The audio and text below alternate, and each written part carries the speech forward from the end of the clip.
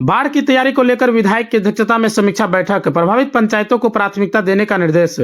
गंगा बरंडी और कारी कोसी नदी से लगातार बढ़ते जलस्तर को देखते हुए बराड़ी प्रखंड सभागार में बाढ़ से निपटने की तैयारी को लेकर एक अहम महत्वपूर्ण समीक्षा बैठक आयोजित की गई। बैठक की अध्यक्षता बराड़ी के विधायक विजय सिंह निषाद ने की।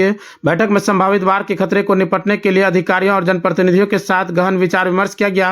बैठक को संबोधित करते हुए विधायक विजय सिंह निषाद ने स्पष्ट निर्देश दिया कि सबसे पहले उन पंचायतों को प्राथमिकता दिए जाए जो हर साल बाढ़ से सबसे ज्यादा प्रभावित होते हैं। उन्होंने कहा कि प्रभावित क्षेत्रों में आवागमन के लिए नाव की व्यवस्था, मवेशी के लिए चारा और लोगों के लिए भोजन शिविर लगाए जाएंगे।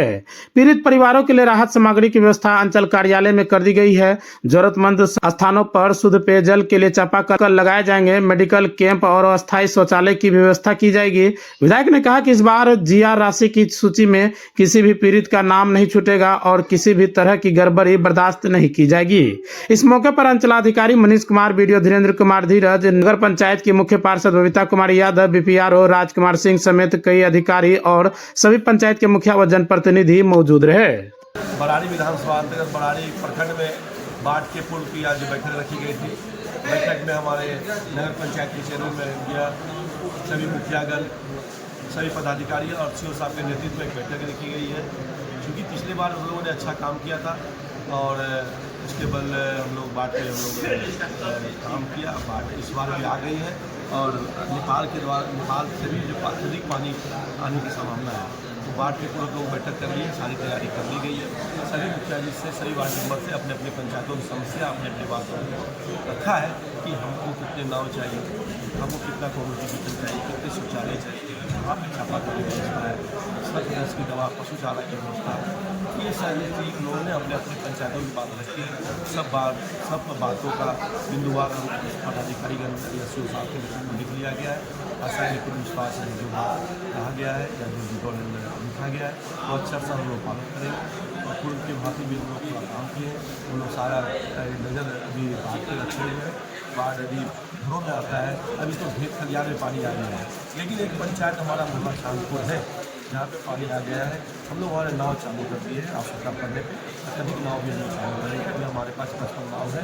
आने वाला समय में यदि आवश्यकता पड़ेगा तो नाव की संख्या और भी बढ़ाएंगे। कम्युनिटी किचन जहाँ पे कि हम लोग जिला राशन पिछले बार 40-45 हजार चलाए थे, इस बार अभी आवश्यकता पड़ेगा तो फिर नाव बढ़ाने के लिए हमारे सीओ साहब ने निश्चित किया है कि ज़्यादा से ज़्यादा कम्युनिटी किचन चले, सूखा राशन की व्यवस्था हो, शौचालय की व्यवस्था हो, पशु चारा की व्यवस्था हो, ताकि बाढ़ के दिनों में लोगों को खाना खिला देते हैं लेकिन हमारे पशुओं को खाना नहीं मिलता है। पिछले बार तो पशु चारा की व्यवस्था हुई थी, इस बार भी पशु चारा की व्यवस्था हम लोग करेंगे कि हमारे पशु भूखे न रह जाए। मोना चांदपुर के लोग मांग कर रहे हैं अभी कम्युनिटी किचन का। निश्चित अभी पानी 1-2 वार्डों में आया है, तो पानी आया है तो हम लोग उस पर नज़र रखे हुए हैं और आवश्यकता पड़ने पर हम लोग सभी कम्युनिटी चलाए हैं। और हमको तो 6 साल का 6 साल हमारा अनुभव है और सीओ साहब का 2 साल का अनुभव है। और यहाँ के जितने पदाधिकारी है, हमारे जितने मुखिया जो है या चेयरमैन मोदी आए हैं, वो तो 15-20 साल का अनुभव है। बराड़ी बाढ़ से छूटा नहीं है, बाढ़ प्रत्येक साल बराड़ी में बाढ़ आता है, लेकिन जब बाढ़ आता है पदाधिकारीगण, मुखिया की समिति या चेयरमैन मोदी के नेतृत्व में 2 सालों से काम हुआ है नगर में और हमारे ग्रामीण क्षेत्रों में। हम लोग काम करते रहे हैं। आने वाला समय में यदि पानी आता है तो सारी सुविधा जीआर की राशि, पिछले बार उन्होंने 15 करोड़ रुपया बराड़ी विधानसभा में जीआर राशि देने का काम किया। कुछ लोग छूट गए थे, इस लोगों को हम लोगों ने मुखिया जी से आग्रह कहा है कि जिस लोगों को छूट गया है उसको सूचीबद्ध कराइए और वैसे लोगों को फिर पुनः पोर्टल पे, जो पोर्टल खुलता है, पोर्टल में नाम अपलोड कराइए ताकि वो लोग हमसे जीआर राशि ले लें। आज हमारे यहाँ अनुश्रवण समिति की अध्यक्षता हमारे माननीय आज बैठक संपन्न हुई और जैसे कि हम लोगों ने सभी विषय वस्तु पर चर्चा किया और जैसा कि हम लोगों ने सुना अभी विधायक जी ने जो अपनी बात रखी कि जैसे पूर्व से हमारे यहाँ सब उचित सुविधा दी जाती है, लेकिन जो भी कुछ कमी रह गई इस बार कोशिश की जाएगी कि इस तरह की कोई कमियाँ नहीं हो। और हमारे सीओ साहब ने भी आश्वासन दिया कि हो सकता है कि छूट या गलती किसी से भी हो सकती है, लेकिन इस बार उस तरह की कोई गलती नहीं होगी।